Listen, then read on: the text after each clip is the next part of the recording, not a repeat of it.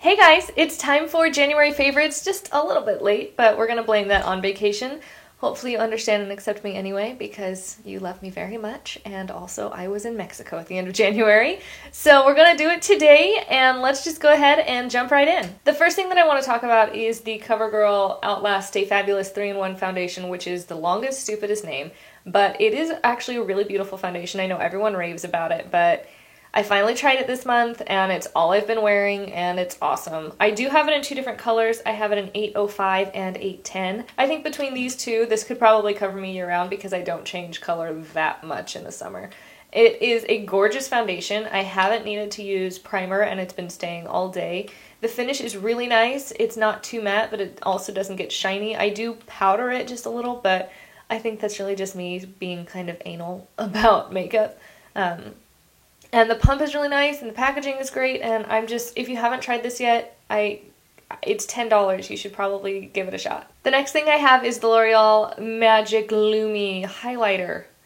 This is in the shade Fair 860. Everyone has been raving about this for a long time too, and I only just picked it up, and it is gorgeous. I love it a lot. I'm wearing it under my eyes today, sort of blended out in this general area.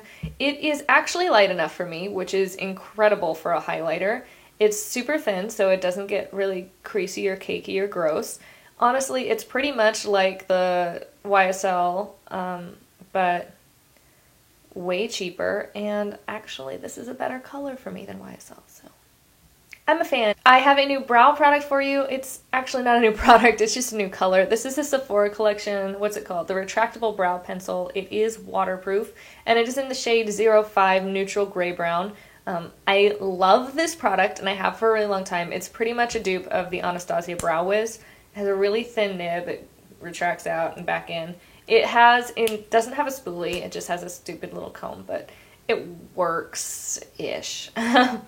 But it's like $12 instead of $20-ish, and it's awesome. But the problem was they only had 4 shades, and now they have 7. A couple months ago they came out with several new ones, and this is what I'm wearing right now, and it's pretty much exactly the right color for me, and I will probably never use anything else ever again. So get really sick of this. You're going to see a lot of it in the future.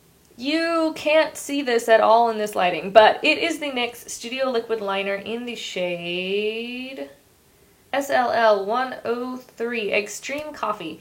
It is the most beautiful, like, metallic brown shade. I don't know if you can see this from there. It's just gorgeous. I don't know if you can see this, but it's a super, like, shimmery brown color. It's just totally gorgeous. For days when you don't want to wear a black liner, you want something softer, but you still want to be that defined, this is my total go-to right now. Some eyeshadows that I've actually been reaching for a lot this month are the Marc Jacobs Summer of 14 collection eyeshadows. They are beautiful, and I got these last summer, and I sort of never really reached for them because at the time I was like, I'm never going to wear red or something this bright blue, and they didn't really seem like they had great color payoff the first couple times I used them. But this is the shade that I've been using for all of my Marsala looks this last month because I had to use Marsala a lot at work. I've sort of moved on since then, thankfully. But I am currently wearing these two shades, this sort of a coppery color and this light blue, and they're just beautiful. I don't know what I was smoking when I used them last summer and thought that they had bad pigmentation, but they're gorgeous and I love them, and I just want to wear them all the time, basically, which is ridiculous because this is summer and it's currently January. This is, how many of you can tell already, one of the Maybelline Color Vivids in Touch of Spice, which has sort of been everyone's go-to drugstore Marsala lipstick. This is pretty much exactly what I wanted the Sephora Pantone lipstick to be, and it wasn't. So instead I picked this up, and it's all I wore all month at work. It is the most amazing matte formula because it does actually look matte on the lips, but it still has some slip, so it doesn't get too gross and dry on the lips, and it stays forever. I've always loved the Vivids line, and this is a total hit for me. My final makeup item is the Cult Nails nail polishes. I have like 10 more over here. Cult Nails is sadly going out of business, and I am like crushed about this, but they had all of their polishes on sale like 60% off, which is crazy.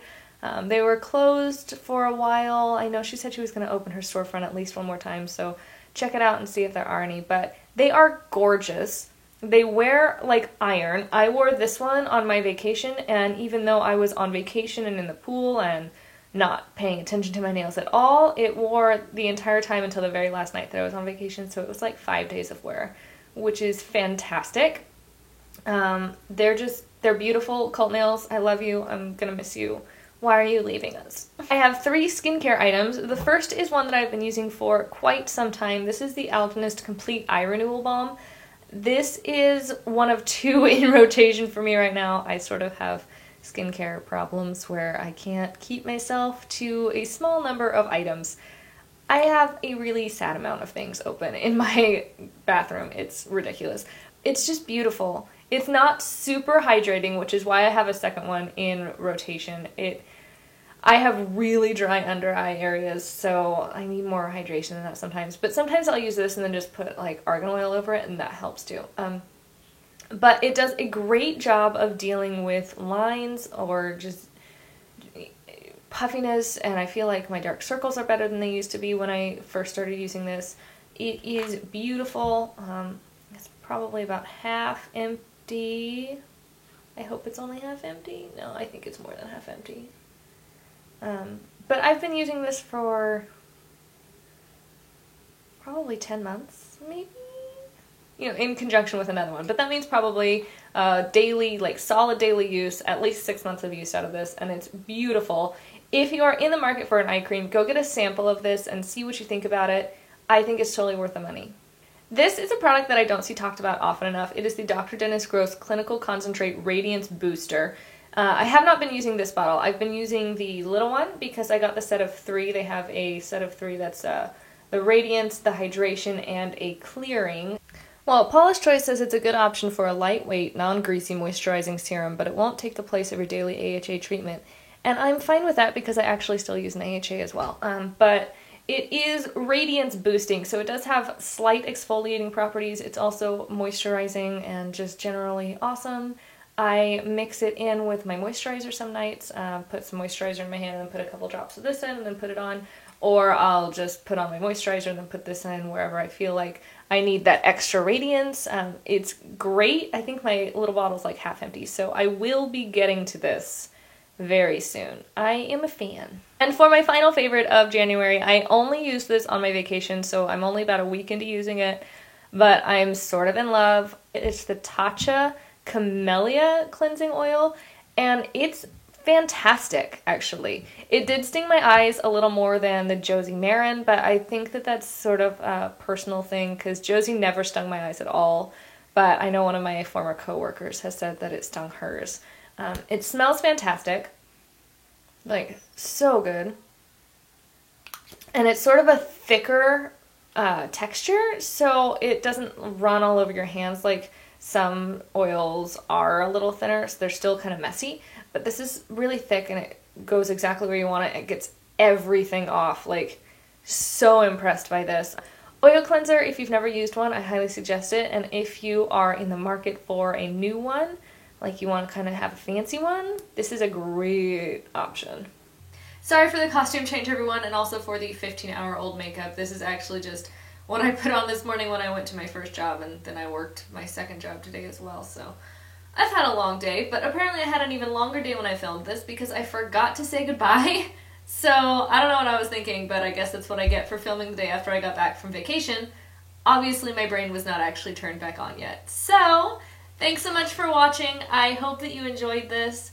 If you've tried any of these products and loved or hated them, please let me know. I would love to hear your experiences with them. And I will see you again on Thursday, and I will have more monthly favorites for you next month. Bye, guys!